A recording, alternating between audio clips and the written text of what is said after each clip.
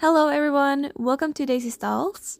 In the last few months, I've been creating videos about making this stable diorama, and in this video, I'll be showing you how I made the finishing piece, which will be a custom doll. If you have not watched the two previous videos in this series, I'd recommend you do that first, then come back to this one. But anyways, let's now have a look at the doll I'll be customizing. And here she is. She's kind of really in the nude right now, so I just put some little sensors on her in the hopes that YouTube won't demonetize me. Anyways, this is the best 1:18 or Schleich scale doll I've seen so far. It comes with a lot of customization options both for the head and the feet and hands. The doll has full articulation, which I think is really impressive, especially for the price and scale.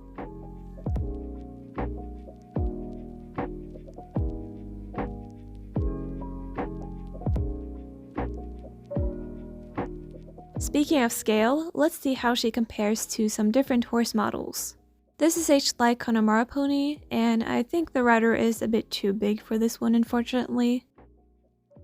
This Gustav model by the brand Wea is better, but still a bit too small considering he's supposed to be a big draft. This is the Appaloosa gelding by Collecta, and he's a little bit too small too, darn. This is a Pelagia resin by 3 Slavic Horses, and I think it's the best match so far. She's quite a bit bigger than my other models, but I think she fits pretty well. And I think they will look great in the stable. Now let's start off by giving her some hair. I'll be doing a wig this time, so I'm covering her head with saran wrap, wrapping it really tightly so there are no wrinkles. Then I take some regular wood glue and start applying that to the head layer by layer to create the wig cap.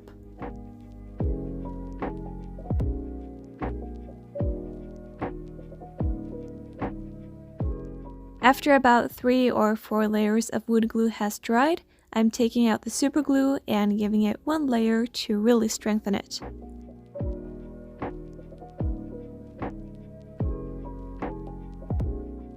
I'm going to let this dry over my wall heater, but this just looks like a cursed image. Anyway, while that is drying, I'm using Mosekito's yarn weft tutorial to create some yarn wefts for the wig. The yarn I used to create these was a really nice platinum blonde color, but I wanted something slightly warmer and darker. So I decided to use yellow and brown pastels to try to dye the fibers, and after washing them with soap and water, they got a slightly warmer hue, which I really like. I made them into even, thin wefts, and now I think the cap is dry as well, so it's time to assemble this wig. I gently remove the cap from the head, then peel off the saran wrap. And the cap fits really well on her head. I cut the wefts into smaller pieces, then I'm going to start gluing them on using wood glue. Now, I'd never done this before at this point, so I had the idea to add the hair to the sides like this, which I ended up removing later, but it looks kind of funny. Next, I'm making the part by first gluing a weft this way, then waiting for it to completely dry, then folding it over onto itself.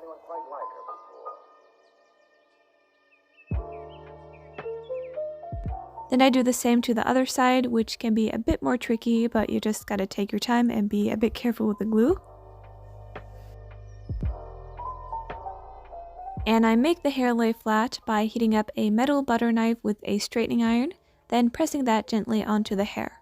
Now the reason I only added 2 wefts to the hair, one for each side of the part, is because I'll be braiding it, and if I added any more hair it would be way too thick.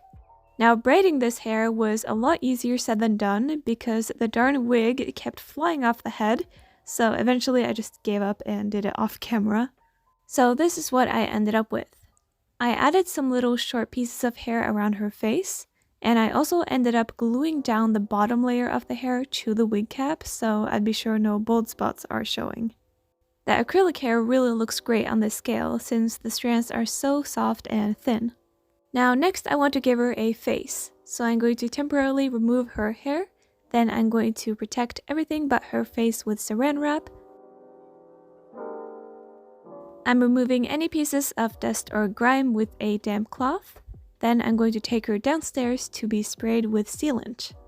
I'm using my favorite Mr. Super Clear UV Cut Flat Sealant, but this stuff is really toxic and you can see in my shadow I'm not wearing a mask, so please do as I say, not as I do. Wear a filtration mask because I am stupid here, okay? Anyway, I'm giving the doll 2 initial sprays of this stuff, waiting 30 minutes in between layers. And now she's ready for a face up. I'm going to be starting with pastels, and I actually remembered my dust mask this time, which is good. I grind up the soft pastels in red and orange hues.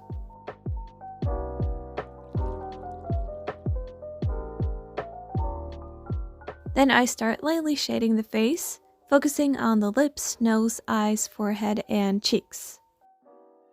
I use a kneaded eraser to remove any stray pastel dust, especially around the mouth. It doesn't look like much now, but trust me, it really does help bring the doll to life. I'm going to seal in the pastels with a layer of MSC. Now I'm getting out the acrylic paint and my tiniest brushes, and I'm going to start by giving her her eyes. I super carefully paint in the eye whites first.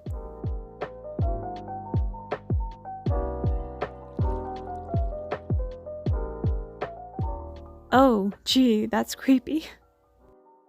I'm being super meticulous about painting the irises, making sure they look natural from all angles. I paint in the lash line and the eyebrows.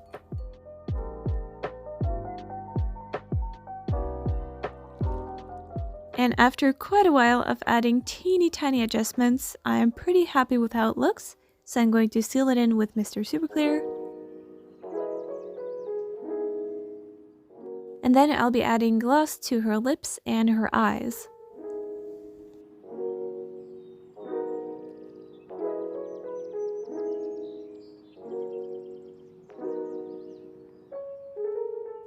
I'm going to free her from her protective wrap.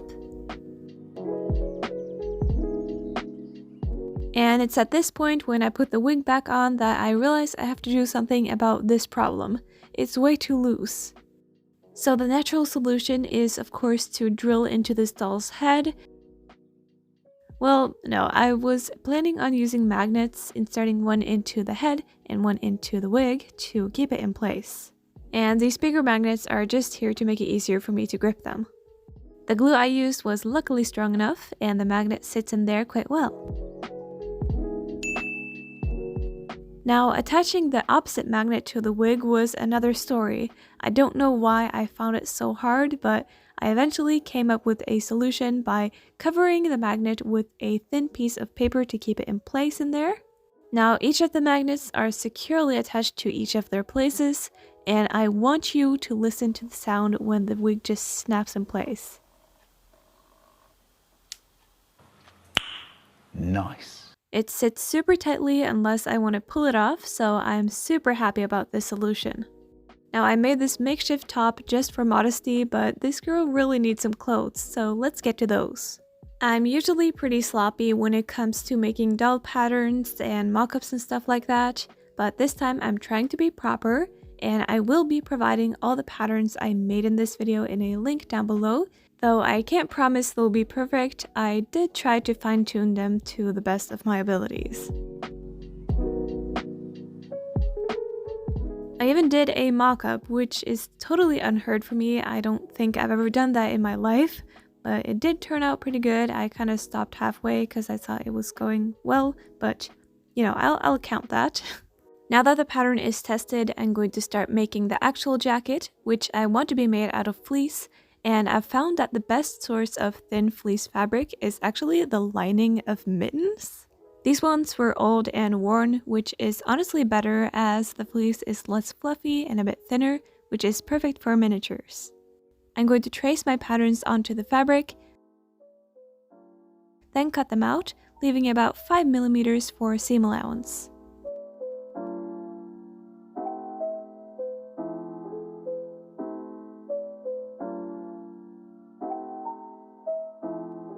And you should end up with this: one back piece, 2 arm pieces, and 2 mirrored front pieces. I'm starting by laying one of the front pieces onto the back piece, good side to good side. Then I'll be sewing these two pieces together on top, and I'll be doing the exact same thing to the other side as well.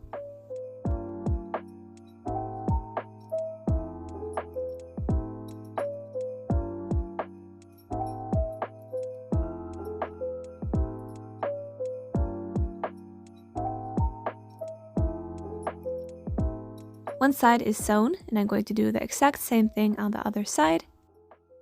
When that is done, you're going to want to unfold it like this.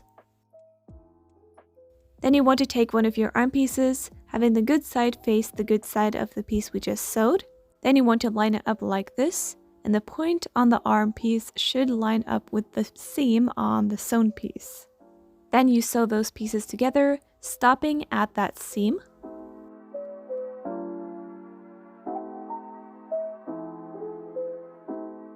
When that's sewn, you want to kind of fold the rest of the arm piece towards the front piece like this, and then sew that too.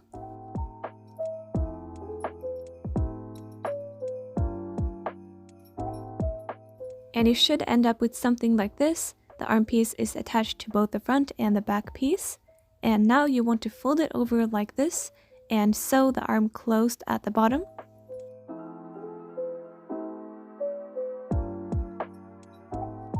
It's starting to look a bit more like a jacket, and you want to repeat the same process with the arm on the other side as well.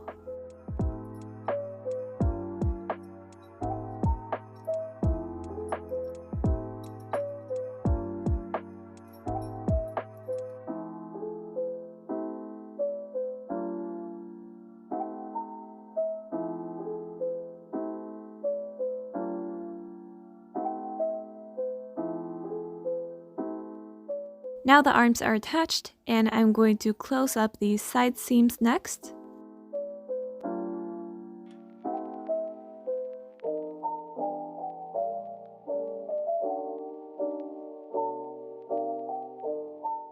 Now I'm ready to turn it inside out, and since this fabric is not really frayable, I don't need to worry about hemming, but if your fabric is frayable, I would maybe consider fray checking or hemming the edges.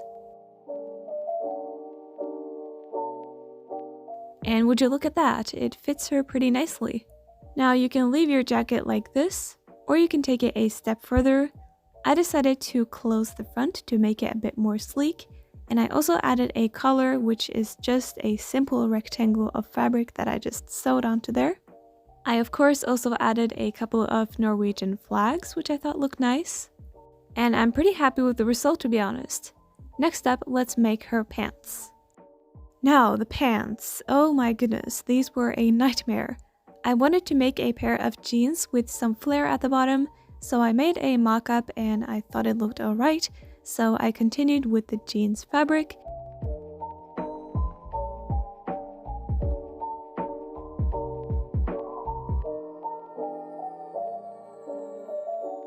I think I had attempted to make these about 4 times before I gave up because they didn't want to fit. They look cool off the doll, but on the doll they don't look nice. So defeated, I gave up and instead made some simpler riding breeches off camera. Now I realized I should probably show you how I actually made these, so we're going to zoom into the future where I got a lot better lighting and a prettier background. I did simplify the pattern a bit, so there are 2 pieces instead of 4. And the first thing I'm going to do is fold it into 2, then sew from the point of the crotch hair all the way down to the bottom of the leg.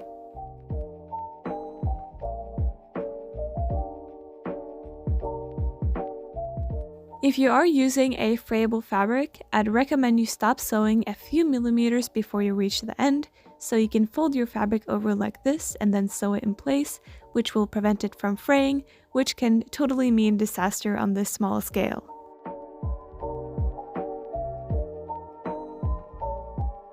And when you've done that, it should look like this, and the bottom should be open. Make sure to check that. I'm going to repeat the exact same steps on the other piece. Now we're going to assemble these together by sewing these 2 edges together good side to good side, like this.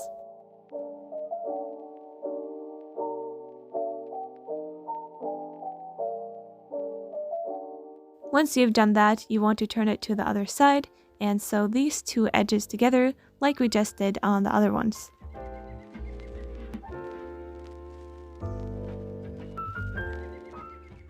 Now they're really starting to resemble a pair of pants. Now for the waist, you can hem it just folding over the fabric and sewing it down, or you can add a simple waistband. I'll leave that up to you. I'm no sewing expert, so you'll have to figure it out. Anyway, the last thing remaining is turning it inside out. And with that, you've made your simple breeches. Now back to the doll.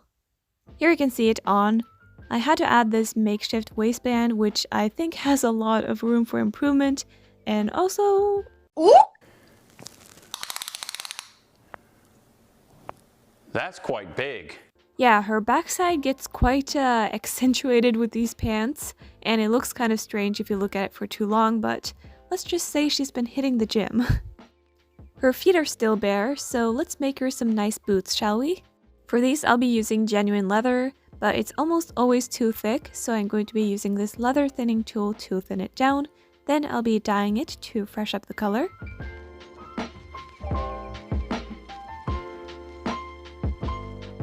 Then I'll be using that to cut out the pattern pieces, which will also be linked down below.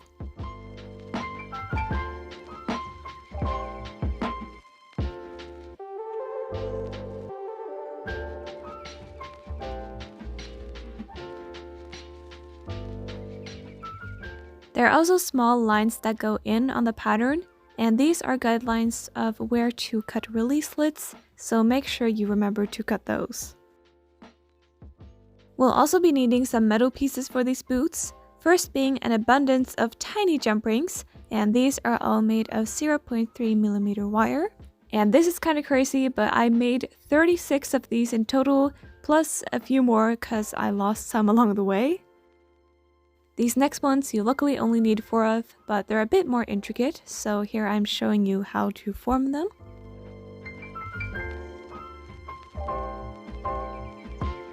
You basically want to make 3 of these little peaks evenly spaced out on the wire, and I'd say they peak out maybe about 2.5mm each.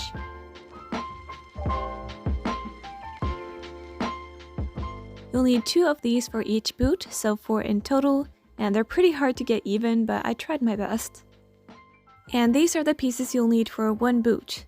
1 main body in thin leather, 1 tongue in thin leather, 1 toe cap in thin leather, 1 sole in thick leather, and another sole in thin cardboard. And for the metal, you'll need 18 jump rings and 2 of those pointy pieces. Now for assembly, I'm going to start by applying glue to the heel of the cardboard sole. Then I'll be gluing the middle bottom of the main body to the cardboard sole like this. And the sides of the main body will be glued on in the same manner.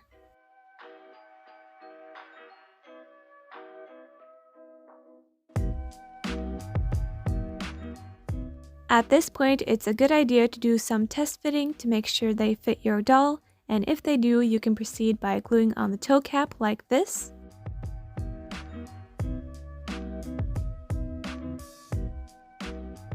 When gluing, you want to make sure they really are stuck on there good and as flat as possible, so I'm using a pair of tweezers to really squish them onto there.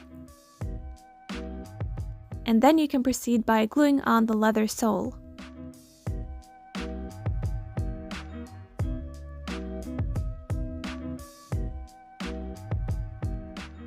Now for the tongue piece, you'll want to glue that to the inside of the toe cap like this.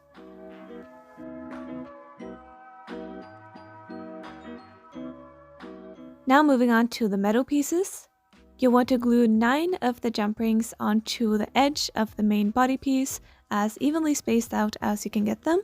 And I'd recommend using superglue for this part. Now make sure you space out your jump rings properly, as these pointy parts need some room up top here too. I'm going to make 3 holes at the edge here that matches exactly with the 3 points. Then I'm going to insert the pointy piece through the back through those 3 holes. And it should end up like this. and you can secure it with a little bit of super glue. And now you just want to repeat that exact same process on the other side too. And now it's actually time to put the boots on the doll, but of course it needs to be laced. And the way I'm going to do that is using a needle and thread, kind of stabbing my way through those jump rings, and doing it pretty much the same way as you would with a normal boot, just with the needle this time. Lacing boots is already not a very easy task, so it's definitely very challenging on this scale, but you'll just have to take your time and be very careful when tightening them. After making and putting on both the boots, I can confidently say I'm very happy with the result. Now this video was actually filmed during November, which was full-on winter here in Norway, and I decided I wanted my doll to really look like she's been out in the cold, so I thought I'd give her some more rosy cheeks using pastels. Now it's not currently winter, but I think this also just looks like some cute blush, which can work all year round. I also made her a simple green beanie out of some stretchy fabric, and with that, our doll is actually complete.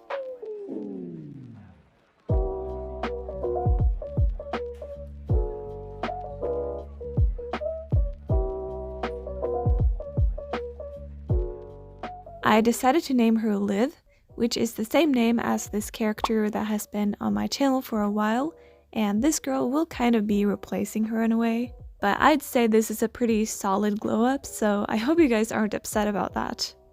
For her photo shoot, I actually used both the shed that I recently made, as well as the older, more fancy stable, and I actually really liked both of those pictures, which is a nice feeling since originally I was feeling a bit on the edge about the more fancy one, but I really like both of them now. Now pretty much everything is great about this doll, but there is one drawback, and that is that her scale is a bit bigger than pretty much all of my other horse models. So she's probably best suited for just on the ground photos, and in those she looks great in my opinion, but she's a bit too big as a rider unfortunately, and it really annoys me, but it's just how it is.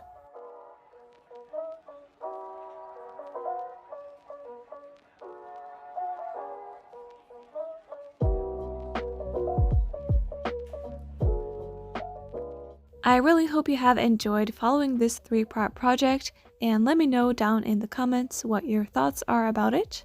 Also, spring and summer are around the corner, and I have lots of plans for new projects, so if you don't want to miss them, then make sure to subscribe, and I will see you in my next video. Bye!